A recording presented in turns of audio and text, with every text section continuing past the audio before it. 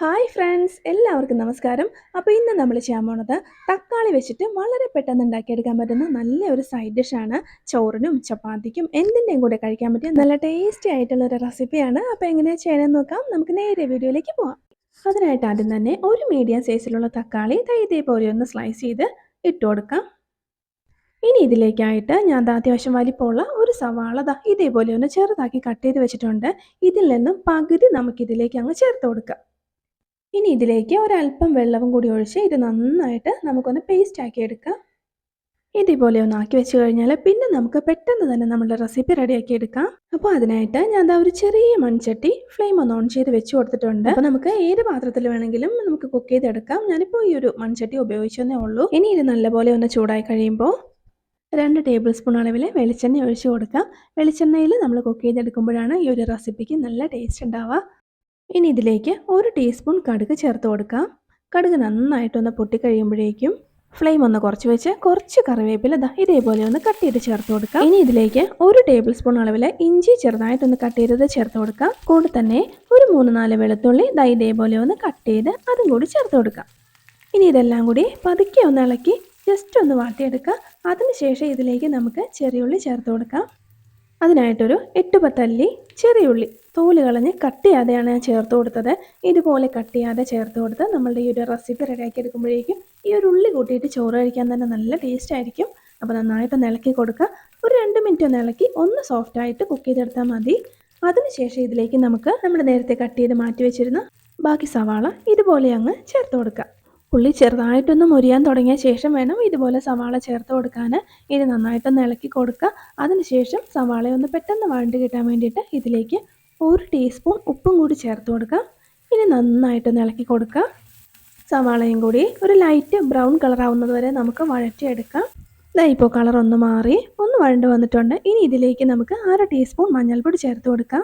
1 teaspoon മല്ലിപ്പൊടിയും കൂടി 1 table spoon മുളക് പൊടിയും കൂടി ചേർത്ത് കൊടുക്കാം.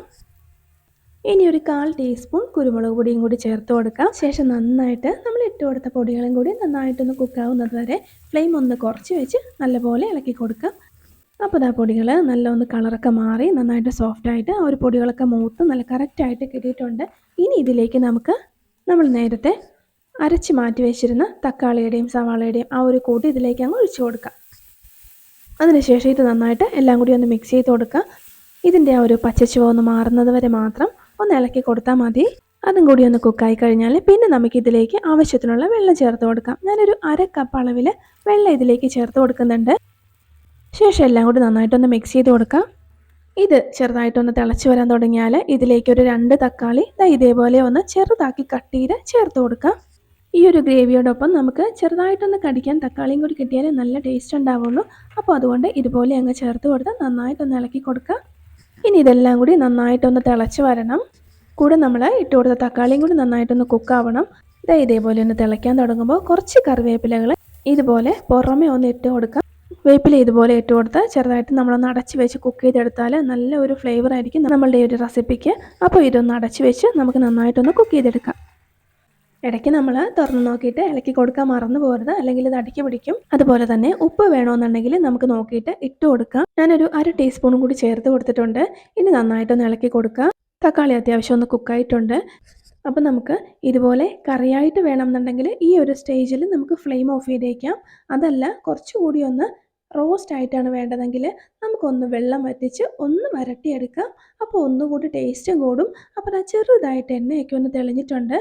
ഇപ്പോൾ നല്ല കറക്റ്റ് പാകത്തിന് വെള്ളമൊക്കെ വറ്റി നല്ല ടേസ്റ്റി ആയിട്ട് അത്യാവശ്യം നല്ലൊരു ഗ്രേവിയോട് കൂടി അടിപൊളിയായിട്ട് കിട്ടിയിട്ടുണ്ട്. ഇനി ഇതിലേക്ക് നമുക്കൊരല്പം മല്ലിയിലകൾ കൂടി ഇതുപോലെ ഒന്ന് പുറമേ ഇട്ട് കൊടുത്ത ശേഷം ഫ്ലെയിം ഓഫ് ചെയ്തേക്കാം.